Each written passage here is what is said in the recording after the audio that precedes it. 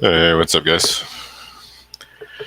Sam here, kicking off the 9:30 for 9:10:25.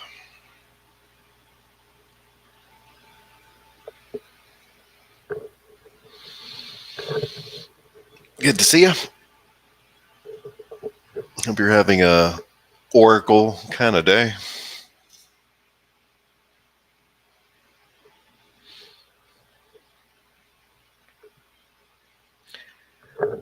That is an uncommon move in Oracle, to say the least. Up 40% on a company that big. That is unheard of. But good to see you. Hope you're having a good start to your Wednesday. Looks like a new all-time high today in the SPX was made. And at least for now, for the first time in 4 attempts, we have green candles. So I had asked you guys to give me your opinion on this chart. And the one thing that stood out to me was on every previous attempt at an all-time high, there were either gray or blue candles. And at least for the first time now, you do have some green. It's happening in a kind of a gappy, ugly way, admittedly. And frankly, I think this kind of pattern is gappy and ugly unto itself. But here we are. So the question is, what's next? And I really don't have too much reason to doubt it here. There's a lot of things that don't look right to me, but as long as the indexes continue to rotate and find new sources of strength, I don't think it's too big of a deal. It continues to be mostly the big stocks, the big tech stocks that are kind of leading the way. I was looking over here, and this looked kind of like a mess to me. There's just massive amounts of green in some places, and then red in other places, and banks here just don't know what to make of themselves. I'd prefer to see banks kind of get back on their horse, but the market doesn't care so much what I want. And so my plan is actually still the same as before, which is I would like to reduce my risk and start each day with a flat book as close as possible. It doesn't mean that I'm looking to get bearish by any stretch. I have zero reasons to do so at the moment at all. I'm not really seeing a ton of personal edge in swings at the moment. And I'm seeing a lot more edge in kind of fast trades, kind of like what we did with Rocket Lab yesterday. That's kind of where I'm seeing the edge.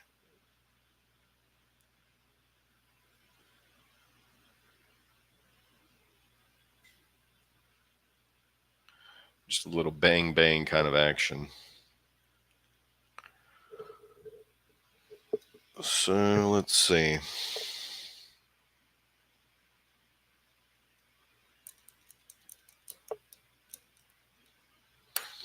Let me take a look around a little bit here.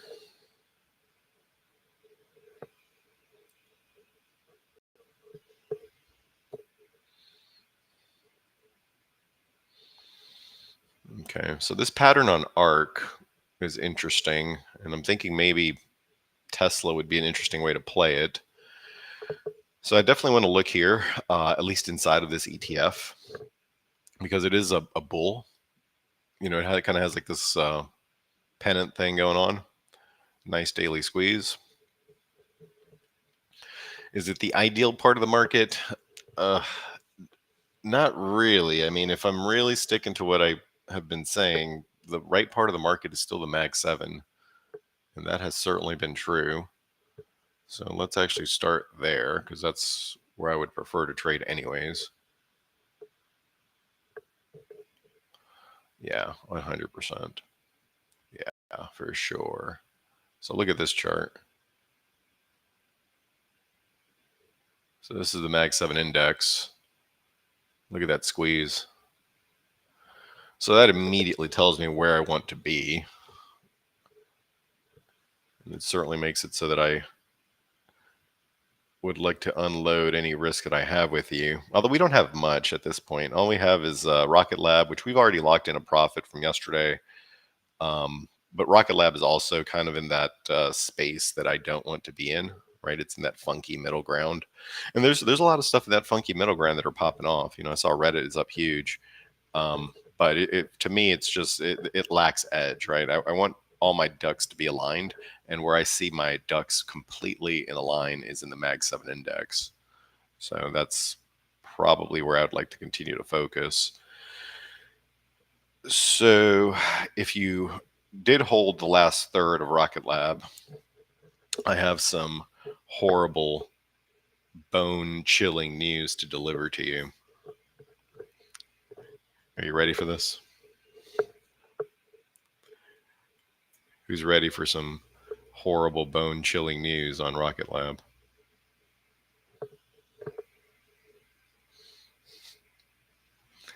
I'm going to wait for one person to say yes or no, and then I'm going to drop the bomb. Okay, bring it. All right, brace yourself. So, I don't watch a lot of television. Actually, it was kind of funny. About a month ago, I heard Henry talking about something on CNBC, and it stuck with me because I was like, out of everybody on the roster, the last person I would imagine that would be watching CNBC was Henry. And then I thought to myself, I'm like, when's the last time I watched CNBC? And then I was like, well, I can't. I don't have cable. How am I going to watch CNBC? And then I remembered, wait a second, I do actually have cable. It comes with the building here. It's part of my it's like a package thing. So I actually do have cable. I just never watch it. So yesterday I turn on CNBC and I catch Mr. Jim Cramer. And brace yourself, he was bullish on Rocket Lab. So get your puts. Get your puts ready.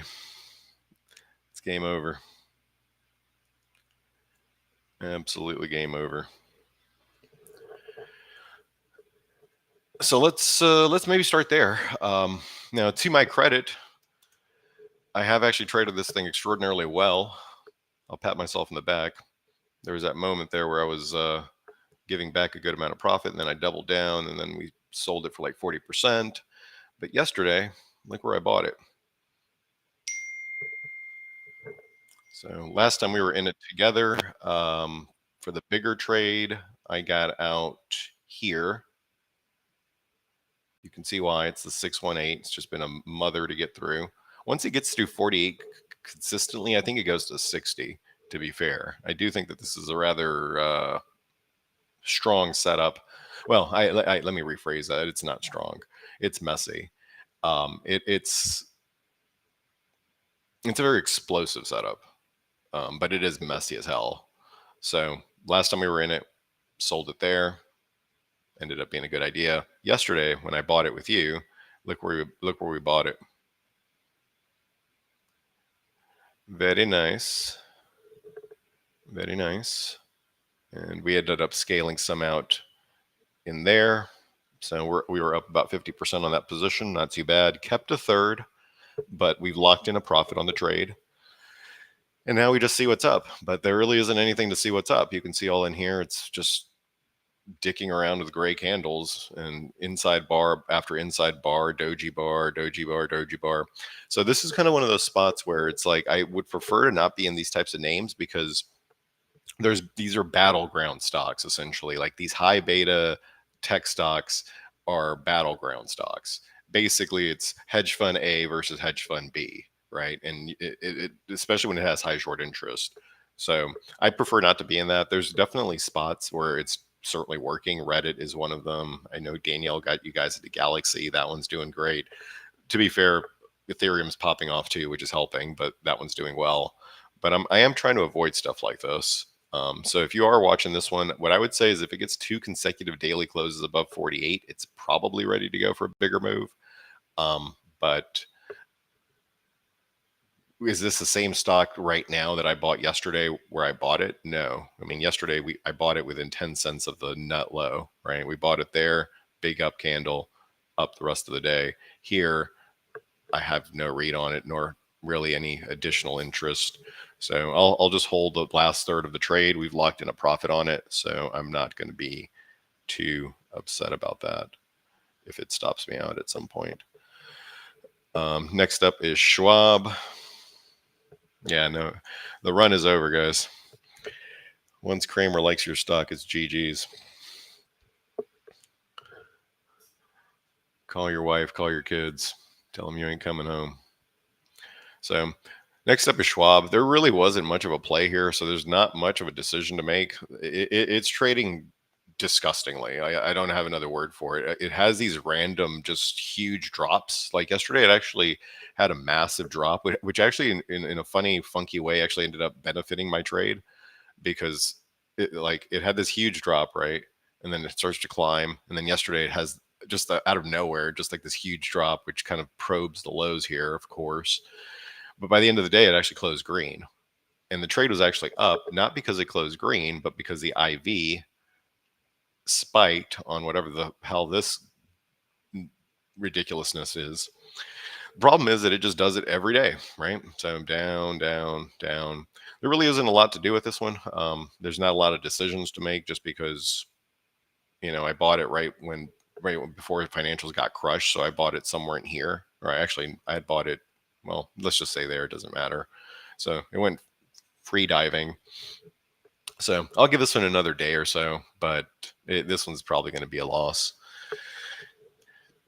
It's probably going to go down as an L, which makes me a sad boy because we haven't had a lot of those lately, but this one's shaping up to be that. And then I still have the gold butterflies, and gold continues to be just on beyond anything. Like last week, I heard it might have been on Monday. Brett, the spot gamma guy, he was like, "Yeah, he's like, I'm seeing a top forming in gold. They're selling a lot of the 330 calls." And I was like, "Yeah, that sounds about right to me." And then here we are. And my read on it was actually different. My read on it was that it had the potential to become a gamma squeeze, which certainly kind of has that vibe. So I still haven't gotten out of it. Let me see where the trade is trading.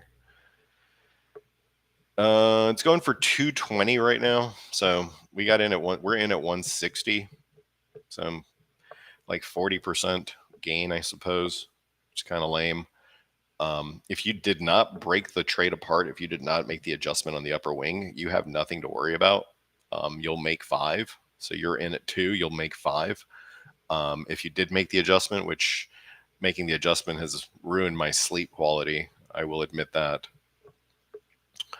Because this thing's like being I feel like a hot chick in a horror movie. You guys ever get that feeling? That you're a hot chick in a horror movie?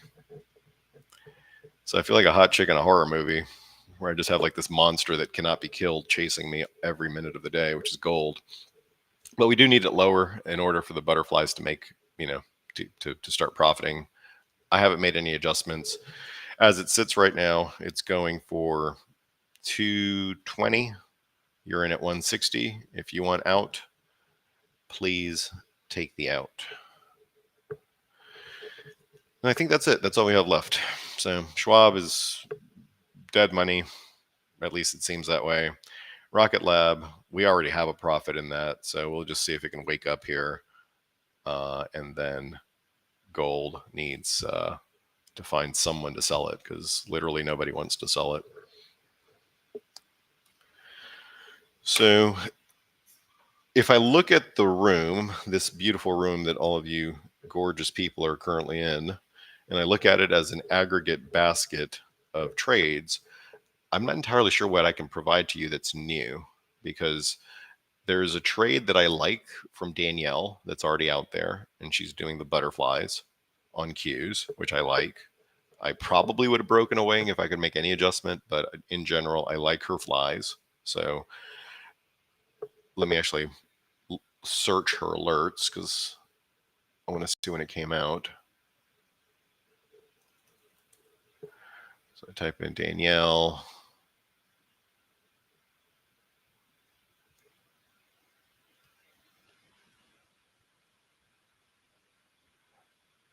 I liked her Oklo trade too. That was a good trade. So where is this QQQ? Here it is.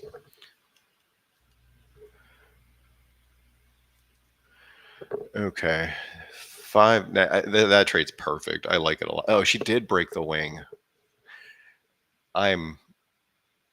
This is perfect. That's it. Like, doesn't mean it works. It doesn't mean it works. I don't want to say that it works, but if I could structure a trade for you today that would be perfectly encapsulating what I think, that's exactly it. 575, 590, 600, 15 on one side, 10 on the other. Now, just a little bit of caution there. If you get completely nuts and it blows up the other end, then you'll just break even. So the way that she structured it there, it won't actually make money above 600, but you won't lose money. So I actually kind of love this trade structure here. I don't have this trade. I should have it because I liked it when it came out. So let me price it out and see what it's going for. Maybe I'll just do it myself now.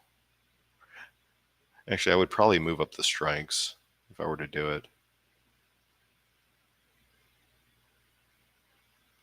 686. So yeah, that's a nice little trade. It's up like 40%. I love this trade. That's it. Like in terms of like capturing the spirit of what I would want to do, that's it right there. In terms of capturing the spirit for what I would want to do in this exact moment in time, JC kind of front ran that idea. So he got you guys in a call credit spread. I think that's the right play. Again, I just want to reiterate, just because I like things doesn't mean they work, but I think that's the right play. So from a swing perspective, because here's the thing, like the Mag 7 index has the best setup and the best squeeze, and we'll take a look inside of that next to see what could be moving inside of that. But in reality, if you just want to bet on the field instead of the horse, then the cues is the way to do it. And not to go gaga over somebody else's trade too much, but I could not like that Danielle trade more. If I were to do it fresh, because I don't have it, I would probably have to do 580, 590. I'd still do 580, 590, 600, maybe 595. Let's see how this looks. So 580, 590, 595, $4 debit.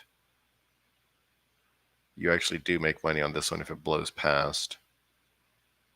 Okay, so since I don't have the Danielle trade, and it's already moved a bit, personally, I would go with 580, 590, 595. Bear with me just 1 second, actually.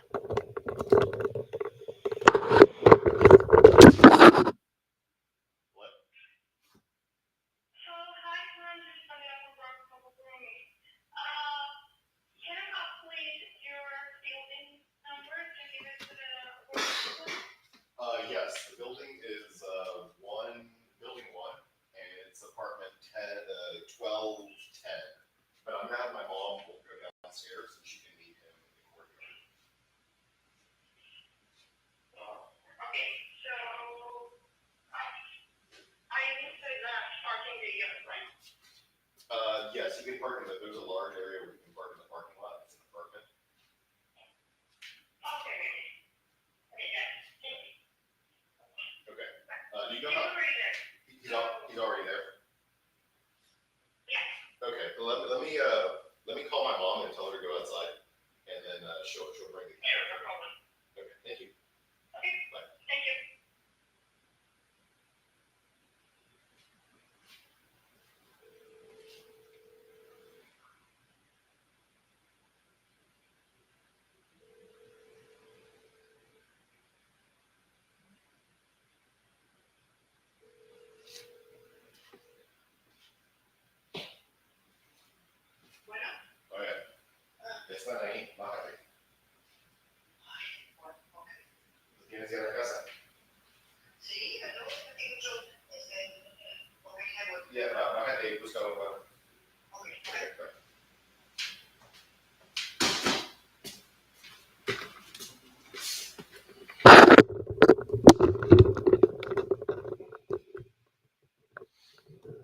Okay, sorry about that. My mom's cat is getting detailed. We got a cat detail going on.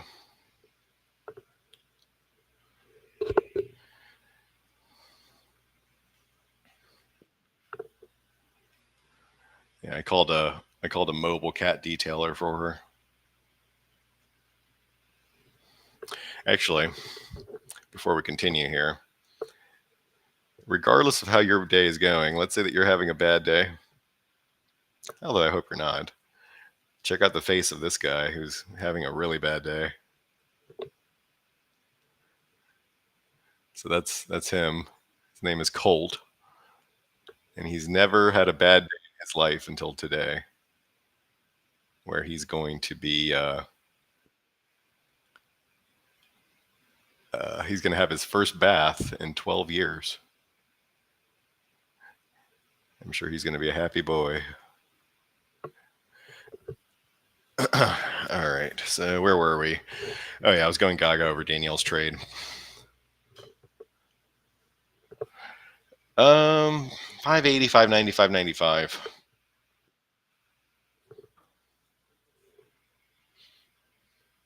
If you have Danielle's trade, I wouldn't change a thing. Since I don't have her trade and I'm looking for a new one, this is my best idea. And really it's just a matter of what price. So let me snoop around here a little bit.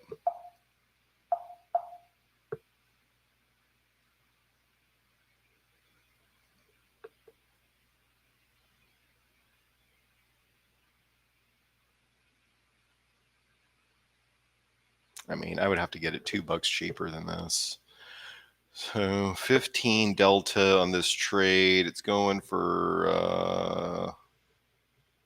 about 85, 30 minus 85, about 60. So about 350 on the trade would be good.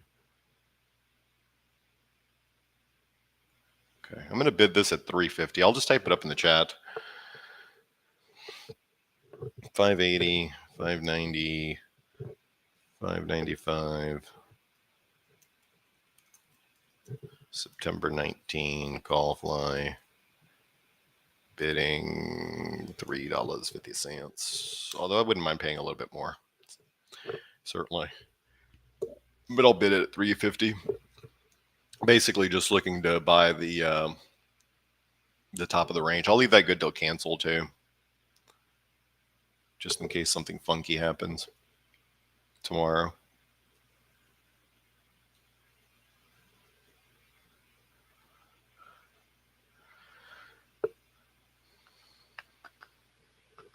Okay, so yeah, that's the trade that was sent out that stood out to me as the right trade was Danielle's butterfly, and then from a short-term perspective, the right trade, at least to my eye, based on my read of the market at the moment, is John's credit spread.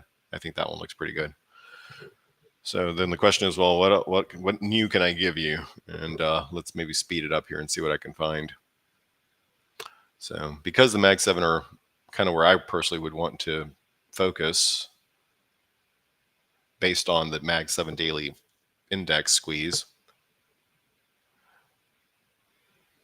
let's go there.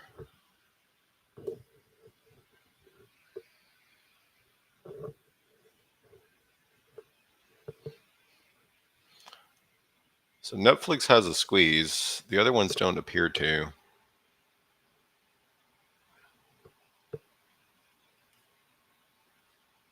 Does anyone know what the most liquid Mag 7 ETF is? Is it MAGS? Is this the most liquid one? Or is it FNGU? Yeah, my bad, guys. Yeah, it's 95. Yeah, on the other end of the butterfly. 10 on one side, 5 on the other. So this would be like the TG way to play this. Would be this one. Notice how this one's already broken out, which is kind of interesting. Okay, so what's the move? NVIDIA up 8 is no joke.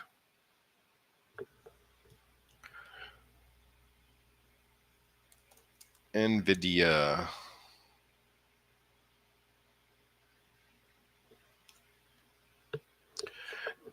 Probably not going to be the one I focus on, though, personally. So I'm going to cross off the new anything that's not this. I'm just going to cross it off.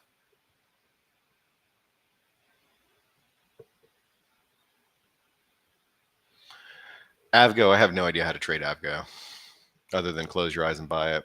Google, same thing. Fantastic setups, just runaway market, but I don't have any way to trade it. So it kind of puts me into this ballpark, kind of like in the Tesla, maybe even buying the pullback in Amazon kind of thing. I wouldn't mind even going with Netflix. I'd have to take a closer look at it. I think this is a pattern that could develop. You see how it's becoming blue after being gray for all of that time. So that's actually an improvement. But Tesla's probably the place to focus. The problem for me, at least, from a can I bring you something new that I can send out as an alert, is I think we already have Tesla trades out there. I know Taylor has one. I would not be surprised if Henry has one. So, do I really need to alert it out and saturate the market with Tesla? Let's take a look at it.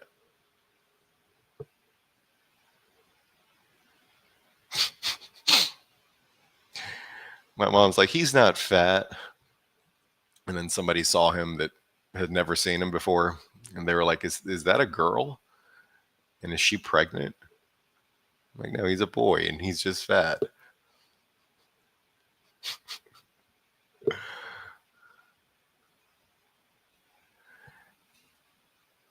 And then here's the thing: Taylor already has the right trade for this one, because I think he's got you guys in out of the money debit spreads for December, right? Is that the Taylor trade?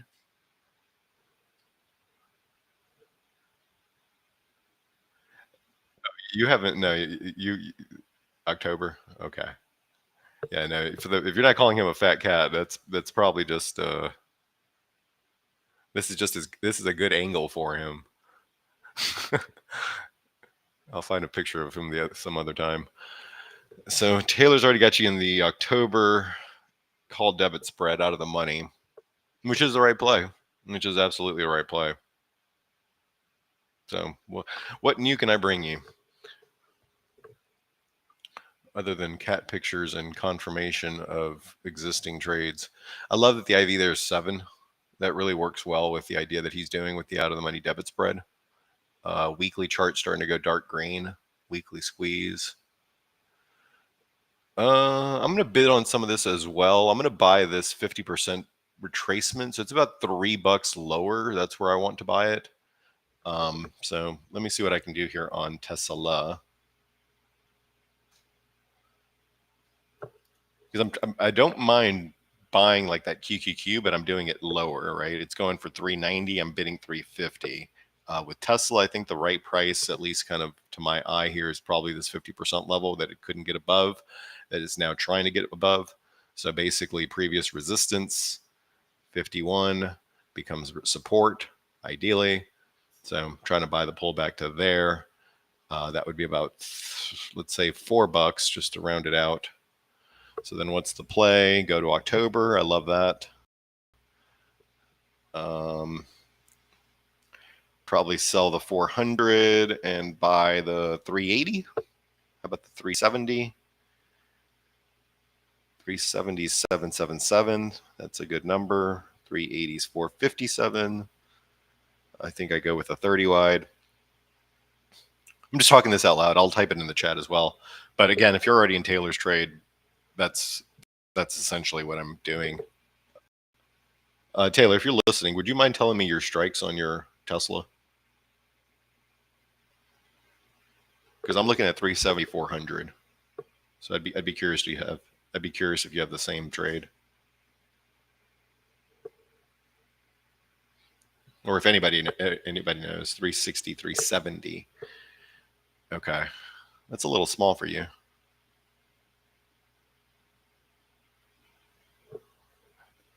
That's actually still very solid, meaning that it's 10 wide going 4. I think that's a fair price. I probably would be a little bit more ambitious. So something like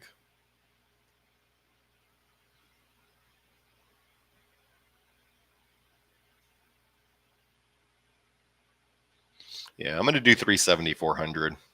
I like a little bit more. I like a little bit more width.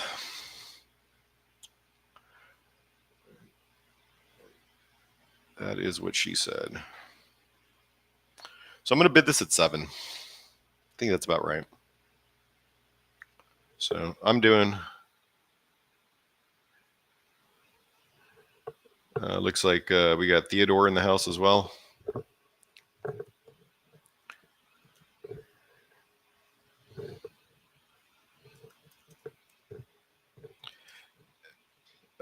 CDS bid 7. So that's gonna be the trade I'm gonna do for myself. And these are all just good till cancel.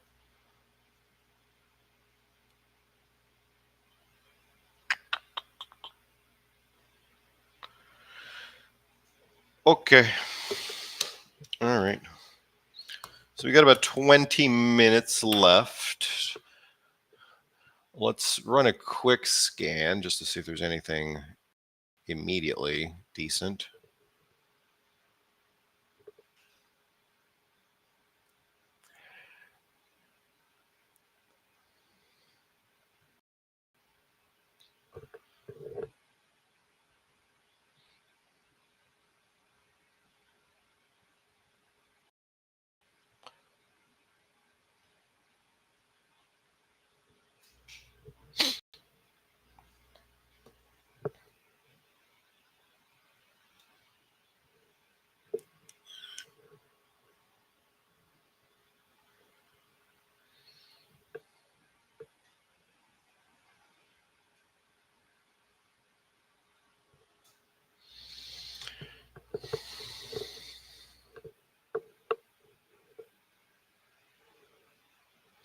Shop, Blackstone, and kind of a lot of funky stuff here.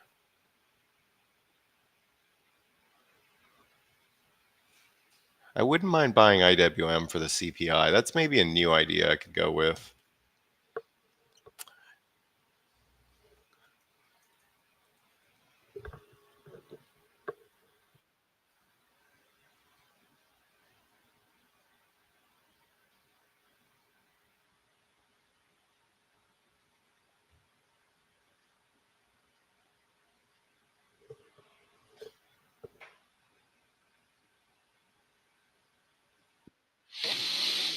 Hmm.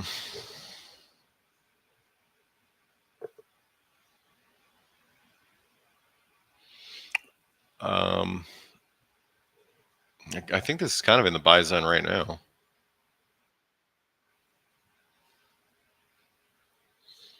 Okay. I will take shot. I will take shot. So, how do we take shot?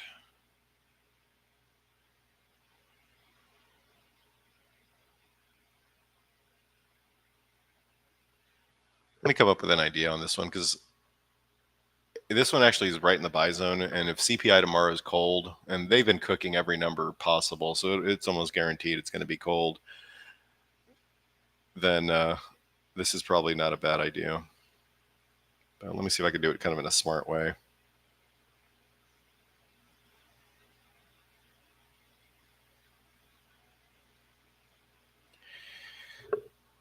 Okay, so 5 wide on one end, 3 wide on the other.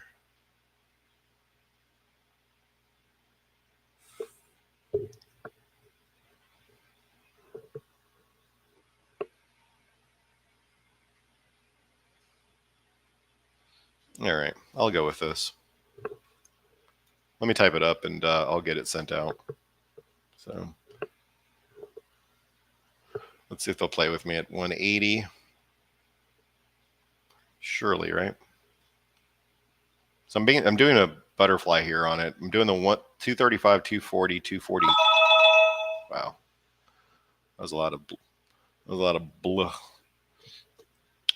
Okay, so I got that. Bear with me a second. I'm just going to type it up.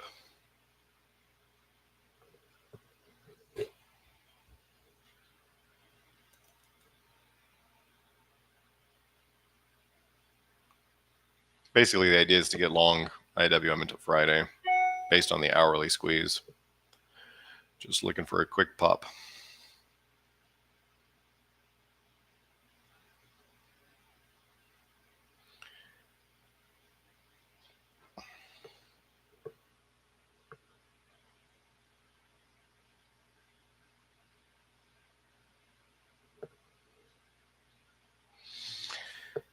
So 235, 240, 243. That's what I did, right? 235, 240, 230, 243. And I paid $1.80 for it. So this is kind of a conservative way of doing it. Actually, I like this because my break even on this, it'll make more sense here once you see the trade. Bear with me just a second. I'll finish getting it all set up. I like this structure because my break even is basically right here. So even if it does nothing, the trade actually won't lose.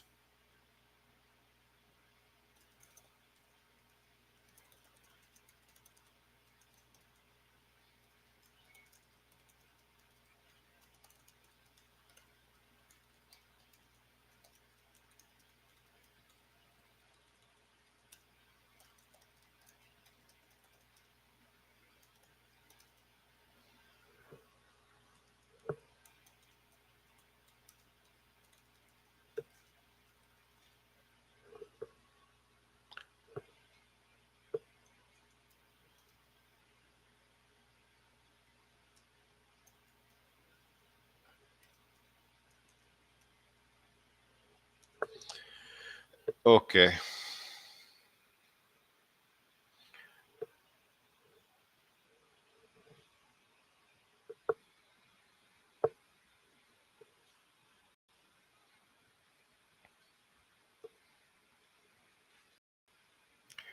Now, I want to be completely clear. I like every trade we've discussed more than this one, but I think this one's fine. Mostly because of the structure. So I'll leave the floor open for any questions if there are any, but that's how I'm choosing to play it. That'll expire on Friday.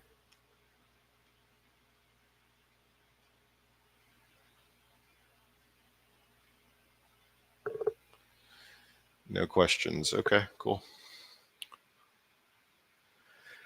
Okay, cool.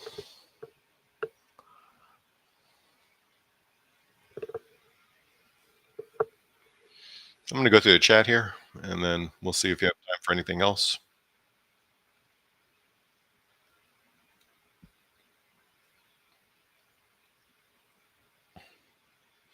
I am so far behind on the chat. Good to see you, John, Tim and Sabrina, Caesar, Nomo, Bill, Esther, Baby Bear.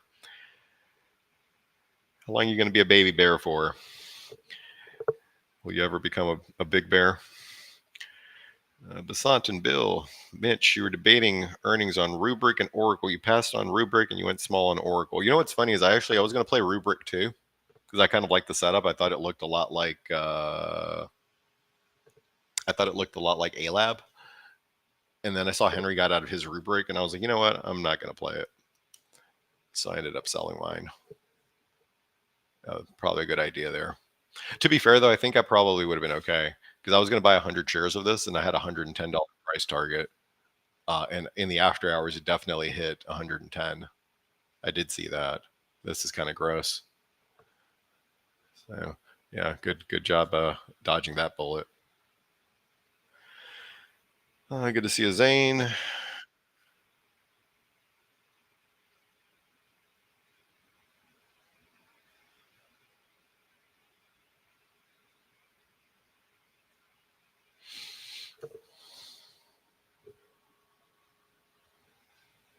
So they call credit spread that John got you in, I think is probably a decent strategy so far.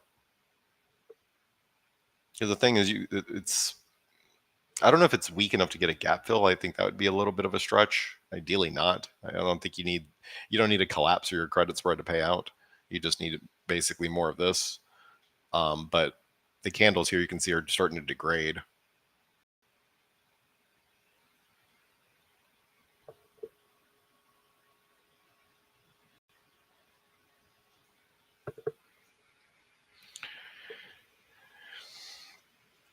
When do we get the update on the indicators? After I finish testing. The thing is, there's so much math now that you pull one string and another string does something else. So the more that's going on, the more that needs to be tested. But I'm kind of shooting for like a month from now. I'm actually a huge fan too. I went through and I've mostly it's been a user interface revamp, although I have significantly updated a lot of the math and the calculations behind it. So this is I'm pretty excited to get that out there to y'all. Oh, you sure you had to set up the trade? What trade, Lori? The butterfly?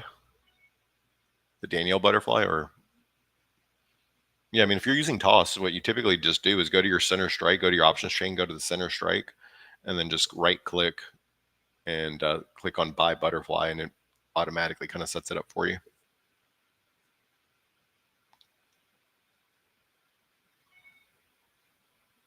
Am I still holding Carvana? No, actually, I sold it this morning.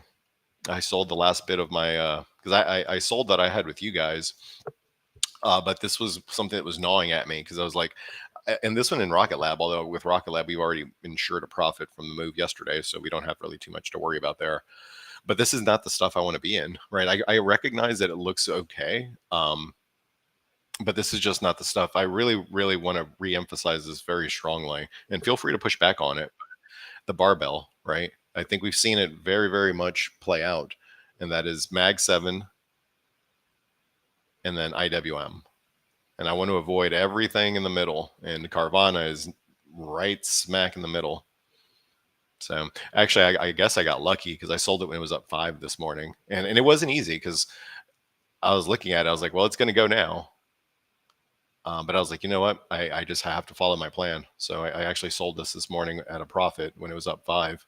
This is super gross action. You can see it can't get through this 618. So I don't really know what to do with it. And frankly, I'm just not that the setup is bad. The setup is still pretty good.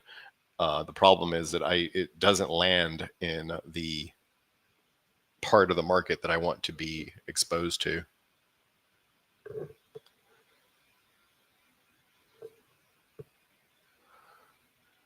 So the call credit spread idea is doing well for y'all.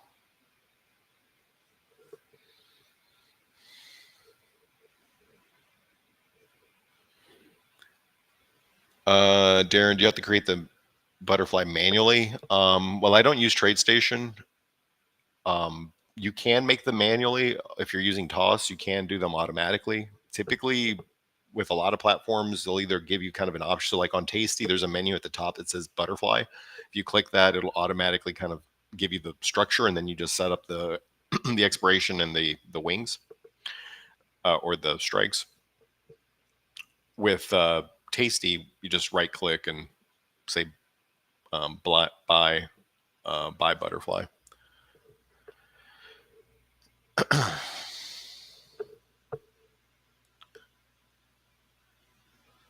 So down about 20 off the highs.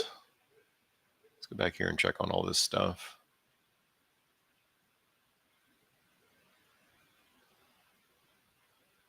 I can't say I'm a huge fan of chasing this market in any way. So I don't. I'm actually pretty okay with what I've been doing, which is setting up things to get filled at lower prices. So the butterfly on the Qs, I like it, but I'm not going to buy it here. Tesla, same thing. I like it. I don't want to buy it here.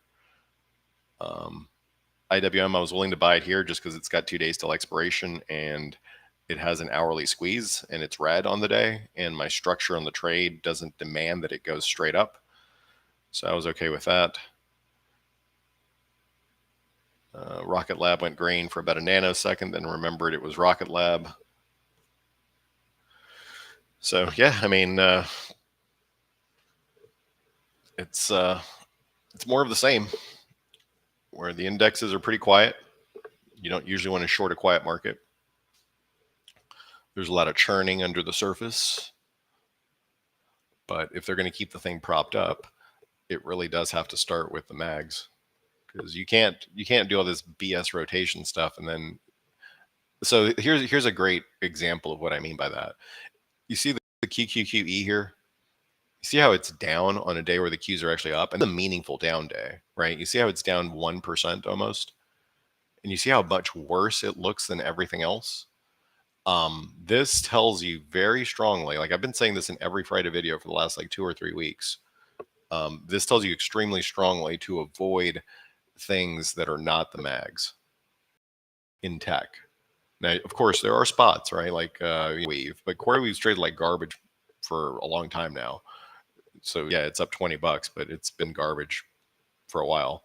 Reddit's been good, but if we're trying to always give as much tailwinds to ourselves as possible, this very strongly tells me that the idea of that barbell trade is completely the right idea.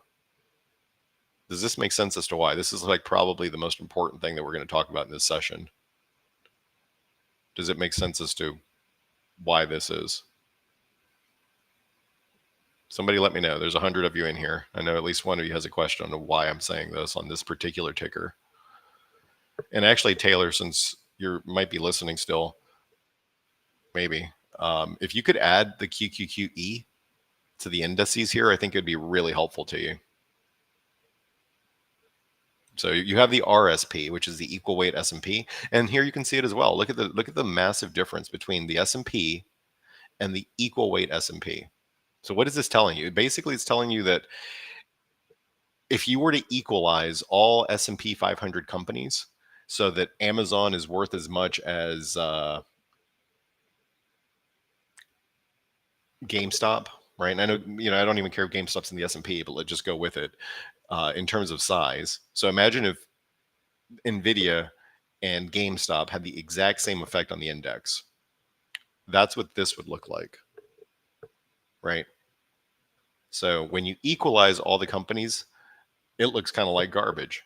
When you disproportionately weigh the large companies, which is the reality we live in, look how much it improves. So why is there this huge spread? But 92% for the SPY, the equal weight SPY 17%. That ain't no good. So that is a long-winded way of telling you to avoid. Yeah, you don't even have the QQQ in here, so you definitely should consider adding that and then putting it here. So just to put a point on it, this is the same thing but on the Qs. So essentially, when you look at this chart, the QQQE, in my opinion, this is one of the better ways to look at breadth, market breadth. So basically, this tells you that the rally that we're seeing in the market is extraordinarily thin, right? It's extraordinarily thin. With the RSP having a bad score, why would I do IWM? Because the IWM is not the RSP. I get what you're saying, but the IWM is its own thing. And I'm basically just playing the hourly squeeze with a generally conservative strategy. So to put a point on this, because this is like super important. This is something that I continuously hear in the room, and I want us to like all get on the same page because we don't have to continue to be in the dark about any of this stuff. When you have the QQQE, the equal weight QQQ, what this does is it looks at the entire QQQ, but it keeps everything balanced, right? So one NVIDIA is worth one GameStop. One Microsoft is worth one AMC. One Amazon is worth one Peloton, right? Now, in reality, we know that NVIDIA next to Peloton, it's that big of a difference. It might even be bigger, right? You have the behemoth and you have little thing here. This is the reality. What the QQQE does is it makes everything equal. And then you get a chance to see underneath the surface, and you get the chance to see that this rally is pretty shitty inside of tech for the most part, if you remove the strength of the Mag 7. So that's where the idea of the barbell idea came from, right? And hopefully you shouldn't have any questions on it, because that means you're not watching the Friday videos. But the barbell trade is this: if the inside of tech is rotten, essentially, right? And it's not terrible, it's just neutral, but it ain't good. If the inside of tech is rotten, then the only thing holding it up is Mag 7 on one end and IWM on the other. And I want to avoid this whole funky middle ground.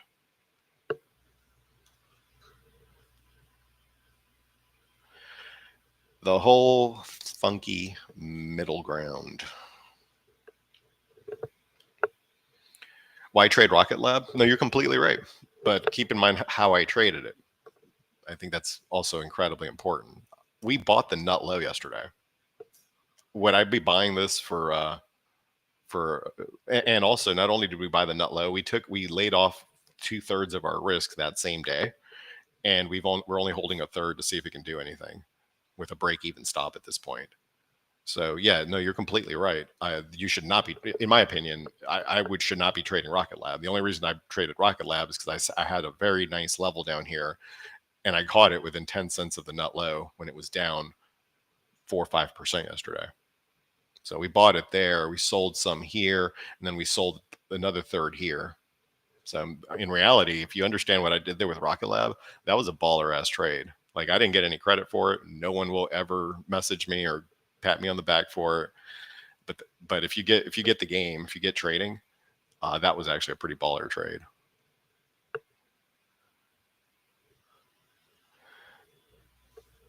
That was a baller trade that nobody will ever care about.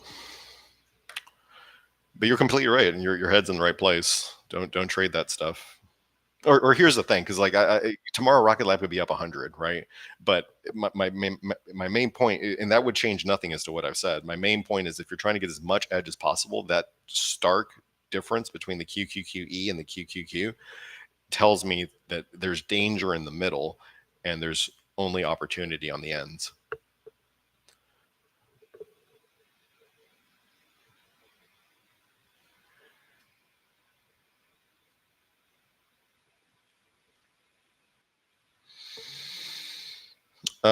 Jim, on the question about the carnitine, you're not using the right one.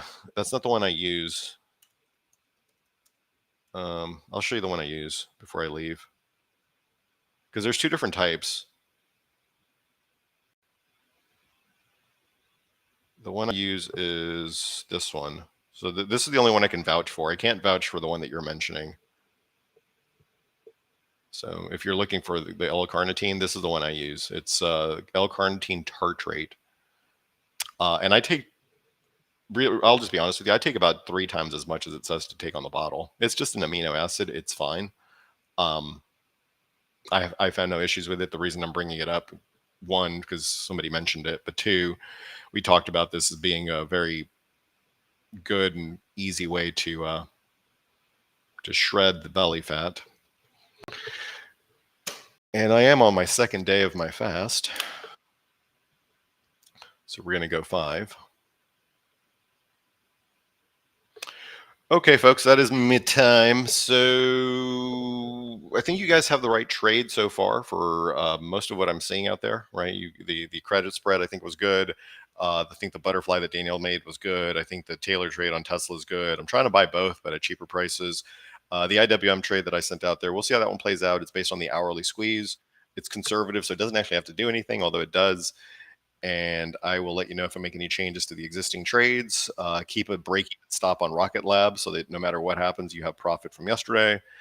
And I will see you guys again in here tomorrow. Cheers.